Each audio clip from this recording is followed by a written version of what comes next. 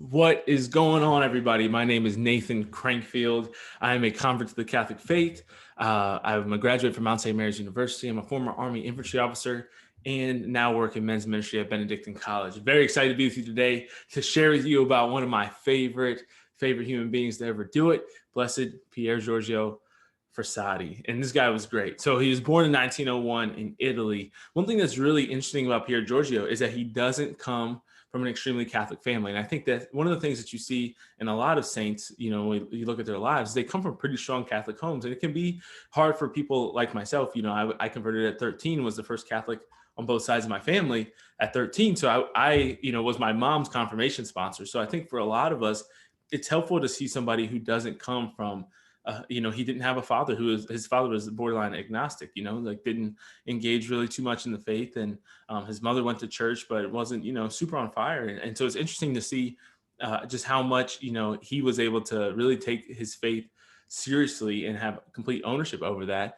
at such a young age and just become a saint, or become a blessed, with only 24 years here on this earth. So it's really beautiful to see. It's awesome. So great guy. And so I think it's really cool to know that he was very devoted to his faith from a very early age. They said that there were signs in school, like his parents knew, his family knew, and his family didn't really understand why he was so committed and dedicated to his faith, but they just realized that about him, and they didn't get who he was or why he was so passionate about it. It's said that later on in his life, his mom would actually hide from him the flyers that would go out about adoration and church services and things like that, because he would go and spend all night in adoration. He'd be there and pulling all-nighters in adoration. She was genuinely concerned for his health, just for him, didn't think it was good for him to be doing that. And so it obviously wasn't like now, right? They didn't have masstimes.org back then to check where the closest adoration or daily mass was to you. So they had to send out flyers. They had to go word of mouth, and she would actually try to prevent him from going, because she knew how just crazy devoted he was to it. And he just had this obsession with holiness. He had this obsession with Jesus, this obsession with going to Jesus through Mary in a very positive way. I don't use the word obsession in a negative light. Very similar to how, a professional athlete or an actor or somebody who's successful in business, wildly successful, they have this obsession with their goals, with their career. And that's what his was. But his was about loving Jesus, about serving the poor, about living out the Beatitudes. St. John Paul II later, way after Pier Giorgio had passed away, would call him the man of the Beatitudes, because he was so devoted to caring for the sick, to caring for the poor. And Pier Giorgio believed that, he said that he was once quoted saying that there's a light around the poor and the needy that we don't have around us, just because of how clearly you can see Jesus, you can see the need in their lives, you can see it in their eyes, and he was just so moved by that constantly that he always wanted to serve them, to help them. And he was interested in helping them in a myriad of ways, obviously, like actually serving and ministering to them and caring for them, preaching the gospel to them, and also was very interested in politics as well, and realized the importance of that in being engaged in civics in a society, and how that can impact the lives of the poor and the lives of the less fortunate around us. So very, very interesting, I think, and important for our times for us to understand that, saints aren't we don't have to just try to stiff arm politics. We don't have to stiff arm the world in order to be a saint, in order to be in heaven with God, And so I think it's really key. And the other thing that makes him extremely relatable is that they said he's just like one of the guys. Right. He was just like a normal 20-something-year-old dude. He was a good looking guy. Everybody knows this about him. It's like the most known thing about Pier Giorgio, I think, is that he loved hiking. He loved the outdoors.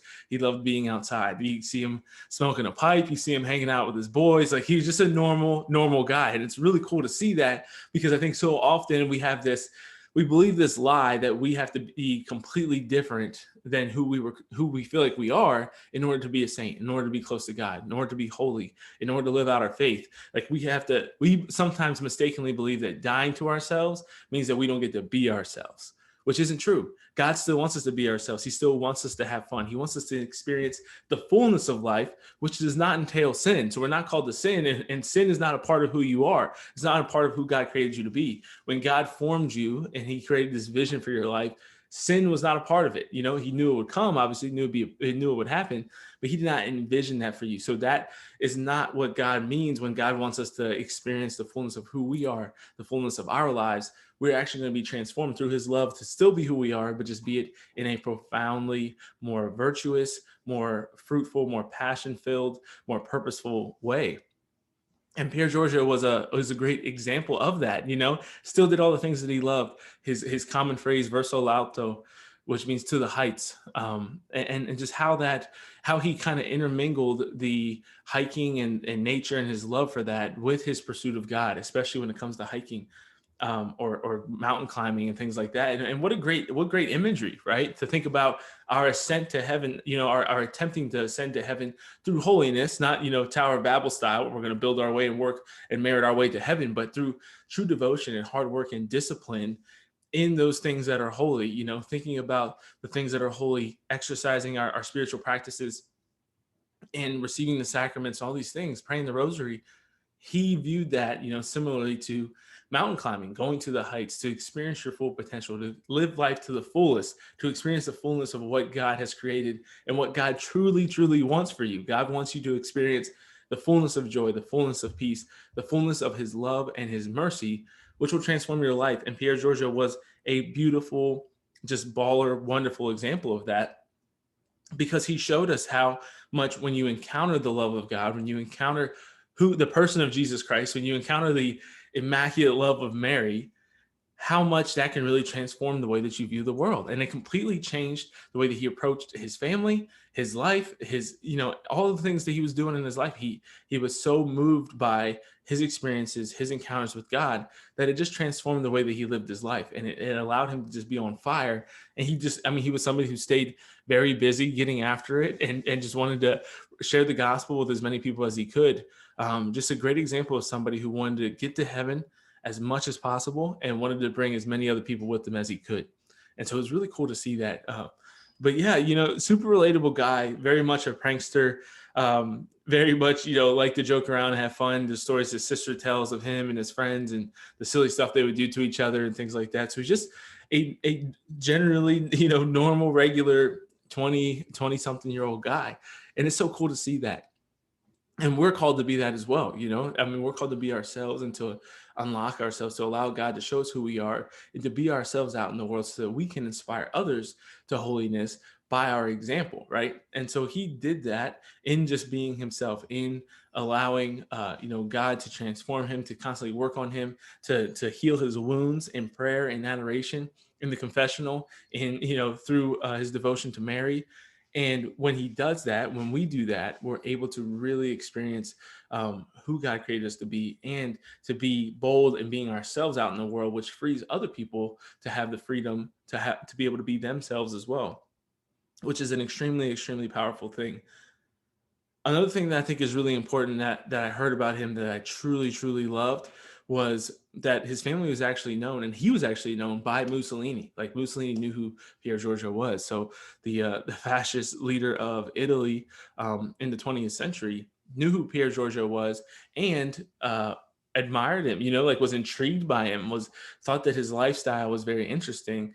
And one thing that I heard that really, really moved me, especially in today's world, when we see just some of the attacks on religious liberty in our society, and the bigotry that exists out there, that's allowed to exist in our world against Catholicism, is Pier Giorgio was known to defend priests when he'd be on the train or something. This is a time where it could be dangerous for priests to be out in public. And when Pier Giorgio would come across anybody threatening or being violent or anything towards a priest, he defended them, and not only defended them verbally and with logical arguments and with compassion and empathy, but physically was willing to fight to defend the faith. And I think that that's so important for us today. Not to say that we need to go out and start swinging on people in the streets, who disagree with us, but just to be understanding that we have to be ready to fight for our faith. We have to be ready to defend our faith. If we are not willing to defend our faith, who will? We can't fall into this trap, and Pier Giorgio didn't fall into the trap of believing that,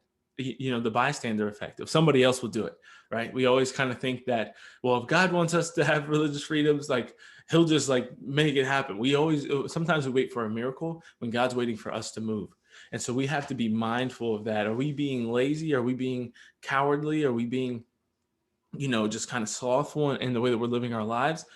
Or are we being bold and fighting forward? Because my time and experience in the army, and I think that this is a proper analogy, because I always like to say, or I've always loved the imagery that Jesus is our king and Mary is our general, right? When it comes to this spiritual battle, this warfare that we're fighting here on earth, the church militant. When I was in the military, we leaders always told me, and I always told my squad leaders when I was a platoon leader, my subordinate leaders, hey, I'd rather be pulling you back than have to always push you forward. And I think that now today, in a lot of ways, our church is a church of people who is constantly, like, God has to constantly push us forward. We're not taking action. We're not taking initiatives. We're not being as bold as we should be in our faith and who we're called to be. And that's what we're supposed to do. We're supposed to be, God should be trying to rein us back in and saying, okay, okay, okay. Like it's similar to how Pier Giorgio's mother did, right? So he was so devoted to adoration, to the Eucharist, to the Rosary, that his mother, people that cared about him, tried to protect his health by not allowing him to know when those things were going on. Like that's huge. Like that's the definition of, like, you're an aggressive pit bull, you're a bulldog, I gotta pull you back. Let's pull in the reins a little bit, homeboy. You're getting a little crazy out there. And we should, to some extent, seem extreme to the world around us. We're supposed to be countercultural. You look in the culture today, we do not, we might have been founded as a somewhat Christian society, but we, in America, around the world, there's no like necessarily Christian nation, right? So our example, our lifestyle, our words, our thinking, our approach to life, our approach to people, our approach to the sanctity of life, our spiritual practices should, to at least somebody, seem a little bit extreme, right? Like we should have some extreme beliefs. Some people that, say, wow, like you're really doing that. You're really waiting for marriage. You're really pro-life. You're really whatever it might be. You really go to mass that often. You really pray the rosary. You really, whatever it might be, we should be countercultural. And that's what Pier Giorgio was, but he wasn't countercultural in a way that condemned other people, in a way that made other people feel less than. He wasn't countercultural in a way that made it seem like he thought that he was better than other people, that led him to being judgmental. No, he was countercultural in his example, bold in that, bold about his faith, bold in spreading the joy of the gospel, spreading the good news, but he did it in a way that was relatable. And that's a hard balance to find. My man was really, really good to be able to find that. And he was so impactful that his small town in Italy that he was from had never seen anything like his funeral before. His funeral was crazy. People lined the entire streets. It was kind of like, if you ever seen like Chris Kyle, the American Sniper, like when you have a real war hero comes home and people line the streets with American flags and, salute and pray for the family and applaud for the life that was lost, for and remember to the life that was lost. That's how his funeral was. And Pier Giorgio, people came from all over the place to really kind of just like admire him, and they put up, statues of him and just like remembered how great he was and just how awesome he was in pursuing, putting the right amount of time into the right things. Because one of the things that came up often as I was doing my research for him is that he didn't have the best grades in school. He wasn't, a super academic guy. He didn't care too much about that. And the reason was because that he was so devoted, so committed to growing his faith, to serving the poor, to, doing what he thought was most necessary. And that's what we all need to take evaluation of our lives. And his example should inspire us to say, okay, the world says that this is really important.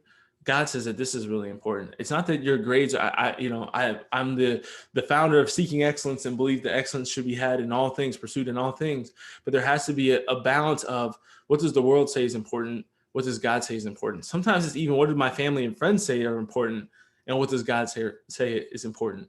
We have to balance that. And it's going to be a constant, hopefully healthy tension between those two things, because we don't want to be people pleasers where we're only seeking to please the world and the people around us and neglecting God.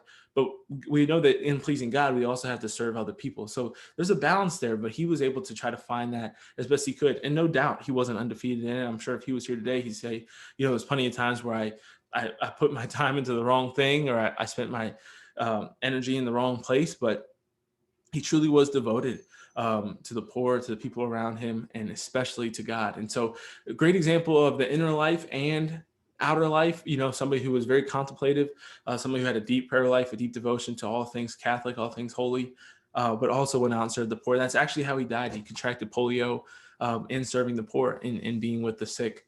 And that's how he ended up getting sick. And he was out doing some type of physical activity and started not feeling well, had to turn back and go home. And just a few days later, after receiving the sacraments, he passed away on July 4th. I believe it was 1925 at the age of 24. And so, fun fact, his feast day is July 4th, which is fun. Hard to forget if you're American, but bless Pier Giorgio, pray for us. Great example of a guy.